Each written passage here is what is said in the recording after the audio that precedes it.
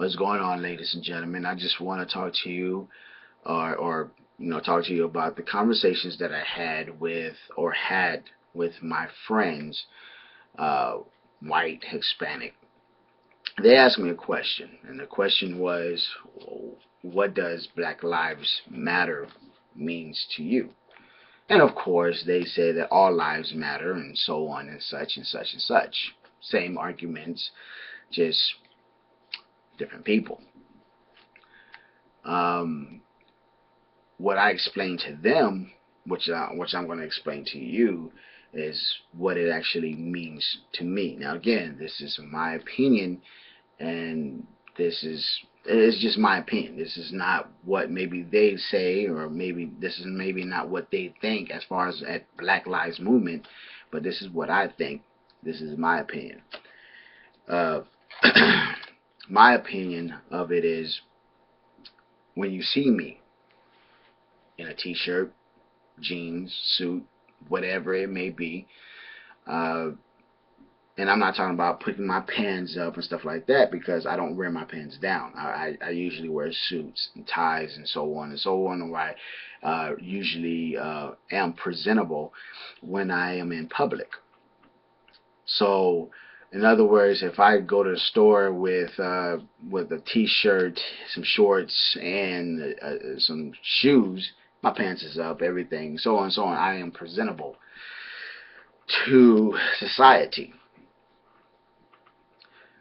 Uh, I want you to look at me the same way as you would look at a white guy in the same type of outfit. Shoes, shirt, shorts. In other words, you look at me or you put me on the same platform as you would the Hispanic male and the the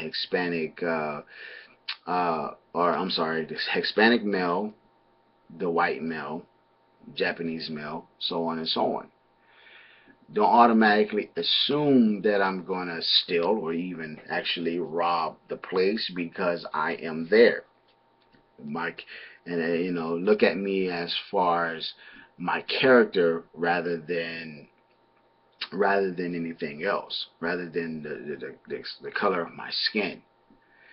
So that's what it means to me. Anywhere I go, car that I drive, uh, country that I'm in, it's just wherever it may be, you know, talk to me first rather than automatically assume that I'm a certain way. I mean, I deal with racism so much. I mean, I deal with it so much. And so when people say that there's no racism in this country, it's ridiculous. And I'm not trying to be cynical because I'm usually not a cynical person. I'm actually not a cynical person. I'm just saying, I'm just so sick of racism. The racism that I dealt with almost all my life, including now, that when people say Black Lives Matter, that's what it means to me. And I just want to address a video that I actually saw about a young man, a young black male, uh, saying that we don't live in 1920s and we don't live in the slavery days. Uh, in a sense, I want to address that issue, or I want to address that. Um, there is two types of hatred. As far as when it comes to racism go, there is direct racism and there's indirect racism. Uh, and I don't got time to explain both of them, but I'm gonna say it again. There's direct racism and there is indirect racism. And if you don't know what that means, look it up, find it, whatever it is, whatever you do, make sure you understand that. I hope that he sees this video because you got to make sure you understand that there is direct and indirect racism. In other words, that we might not be getting the physical abuse, and they call it racism, but we are getting not as far as like what they went through in 1920s and 1960s and 1950s and Martin Luther King era and so on and so on. But we still experience that same the same type of racism, the same hatred, even though it's not clearly shown as often as it was back in the day. So just if you could look it up. But anyway, let me get right back on Black Lives Matter. But that's what it means. As far as for me goes, that's my opinion. Black Lives Matters. That's what it means. If I'm in a store, or if I'm on a plane, or if I'm in another country, or if I'm at a restaurant, wherever it may be, wherever I may be, look at me in the same platform as you look at a white person. Now, again, I wear my pants up. I'm very presentable when it comes to being in public. Right now, I'm at home, so I'm a little bit more relaxed. Don't believe in my pants being saggy. Uh, I believe that everybody should pull their pants up. That's anybody. That's any race. It doesn't matter who you are, whether you're white or you black. Pull your pants up. Okay. Um, and I think that's what I see. And I always ask God, I always pray to God and ask Him to help me look at people through His eyes. And for those that are atheists and don't understand what that means, is to basically treat everybody equally, to treat everyone with respect, to no matter what, to look at everybody as humans. I mean, it's a shame that you have people who cares about animal lives more than they actually care about human life. It's just a shame. Uh, if we really truly would stop looking at each other as far as race goes, and we start looking at each other through God's eyes, I feel like the world would be a little bit more simpler. It'll be a little bit better. It'll be a little bit more. It'll be easy.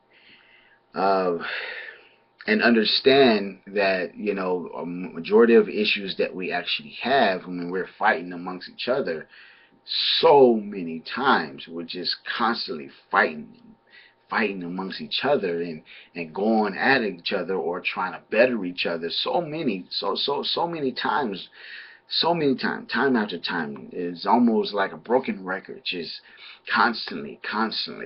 And I'm talking about as far as humans goes, that we don't really see the biggest problem. And that's the problem in politics. That's a problem that's above us. That's a problem.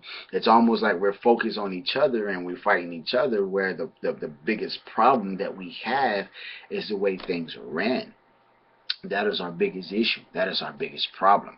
And as long as we see that, as long as we don't see that's an issue, then we're going to have the same issue over and over and over and over and over again. So we have to learn to, first of all, figure out what the problem is. And the problem might not just be us. And if we learn to actually get along with each other, we can actually make this world a lot better than what it is now.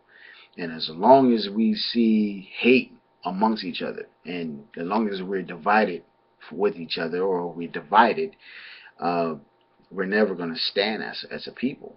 We're never going to stand as a human race.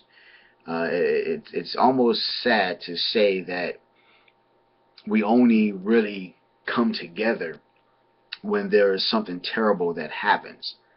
It's really, truly, truly sad. And I just hope that one day that we can actually open up our eyes and realize that we should not come together only when something terrible happens, but we should come together now to prevent, or I'm sorry, we should come together now to make this world a better place, not only just for us, but for the next generation and the generation on. And we got to figure out, the things that is actually corrupt, and there's a lot of things that is actually corrupt, from religion to politics, and those are the things that we have to really truly change. We really have to change those things. And again, like I said, if people would start looking at other people through God's eyes, the world can be a lot better, can be better off. Again, I'm Josh. If you listen to this whole video, thank you for listening. Comment on below if you want. Please share this video.